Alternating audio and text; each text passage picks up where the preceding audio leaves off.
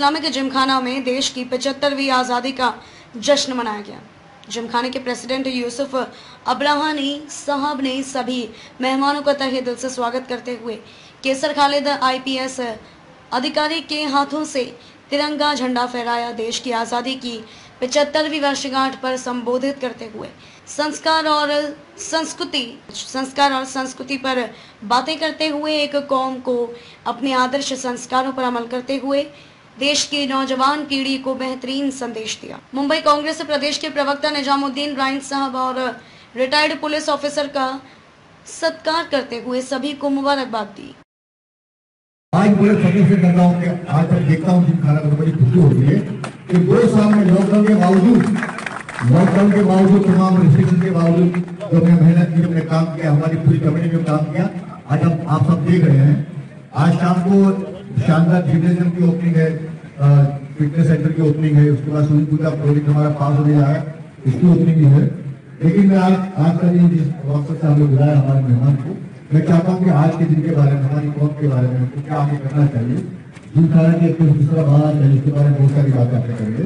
जनाब कैसर खालिद सर।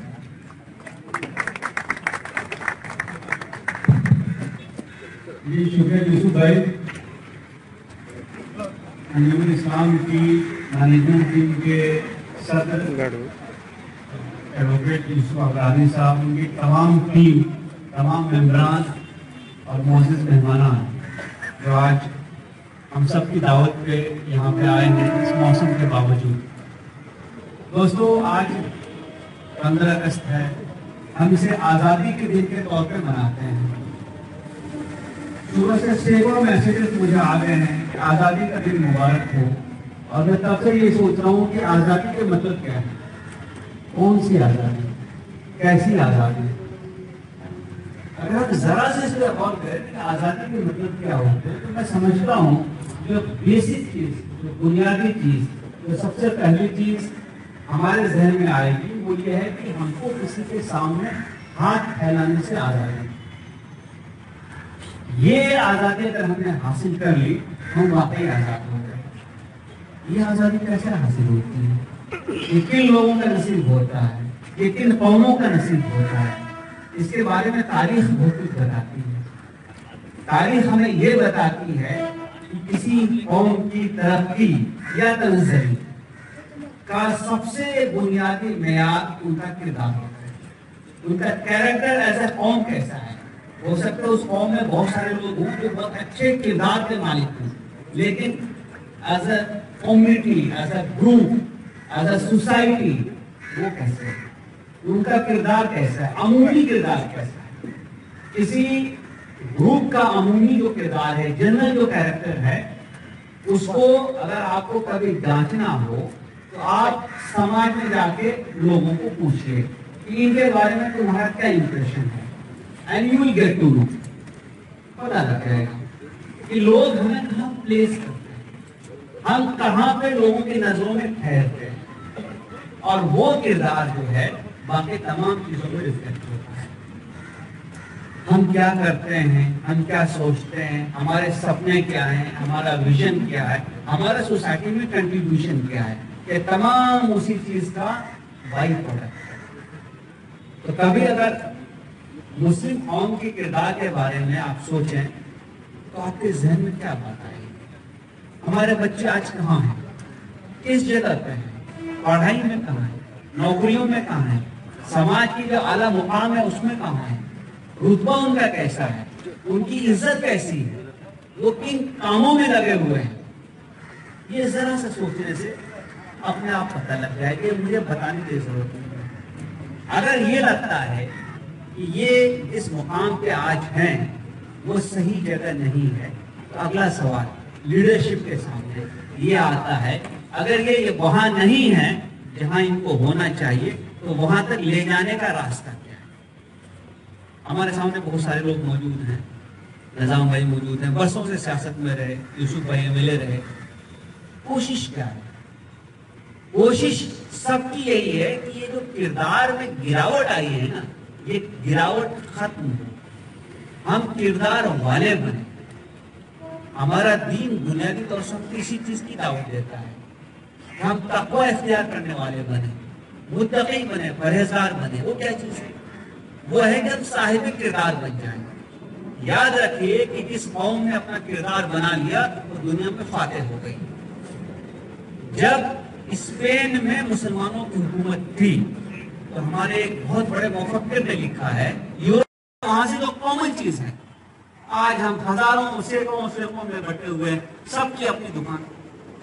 ارے بھائی کامن کیا ہے؟ اللہ کامن، رسول کامن، کتاب کامن اور قرآن کے حکم کامن. مجھ پہ بھی لاگو ہے، آپ پہ بھی لاگو ہے. وہاں پہ تو آ جائیں، انفاق پہ تو آ جائیں، بھلائی پہ تو آ جائیں، بہتری پہ تو آ جائیں، امر بالمعروف پہ تو آ جائیں، نہی عن المنکر پہ تو آ جائیں.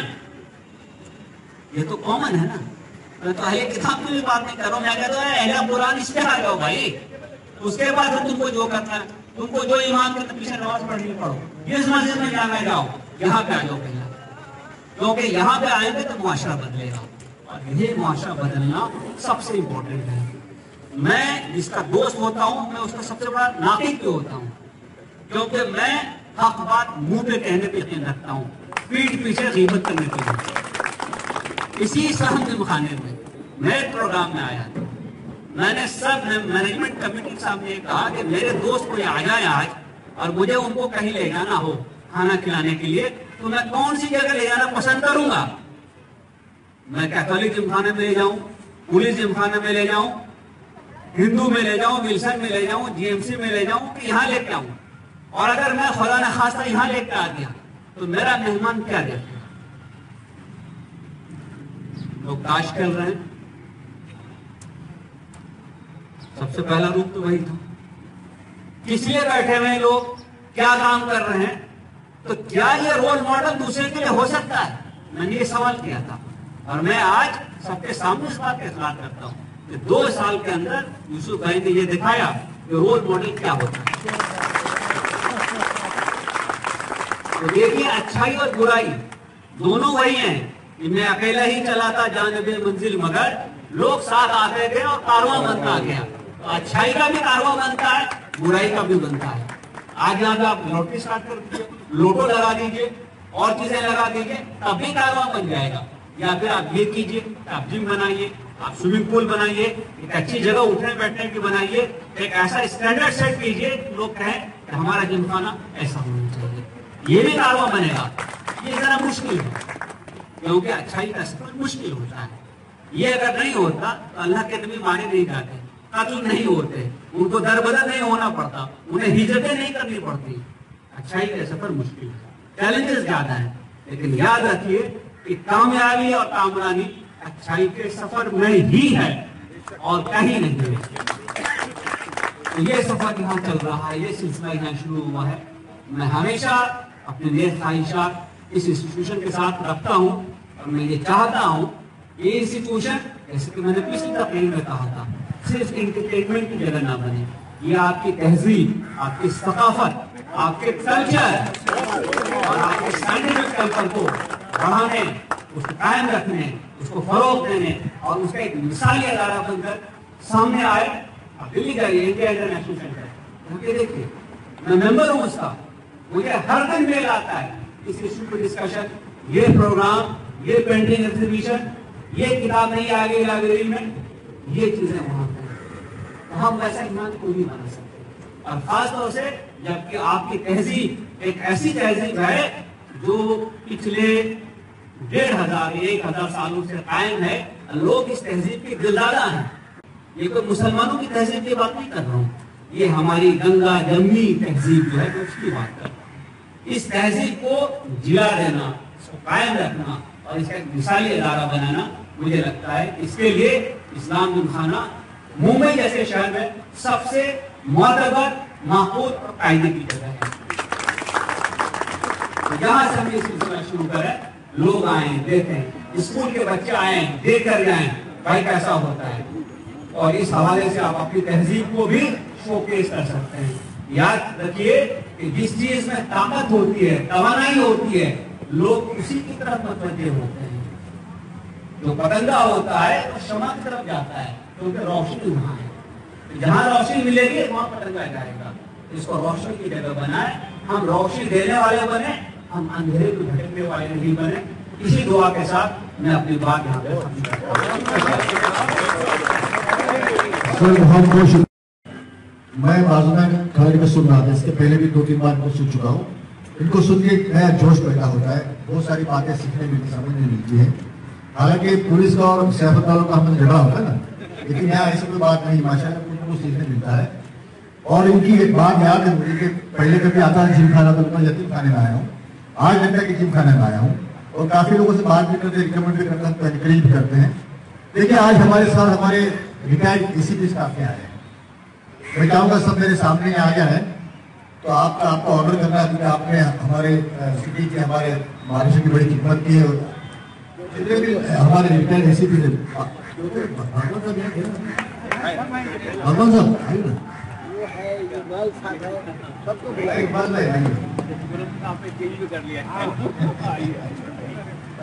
सर इनके लिए शॉल मंगाया, सबके लिए शॉल मंगाया, फ्लावर्स मंगाने के लिए। आइए आइए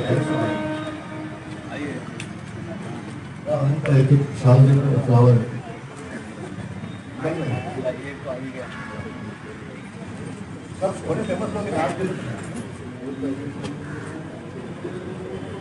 भगवान साहब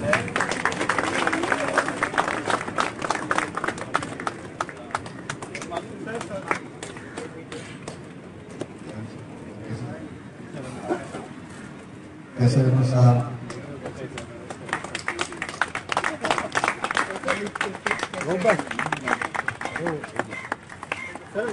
चालीस साहब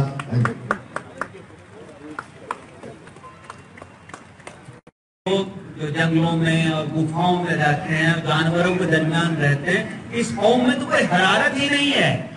ये क्या करेंगे दुनिया में? इस कौम में कोई उम्मीद नहीं है, कोई एनर्जी नहीं है, कोई विजन नहीं है।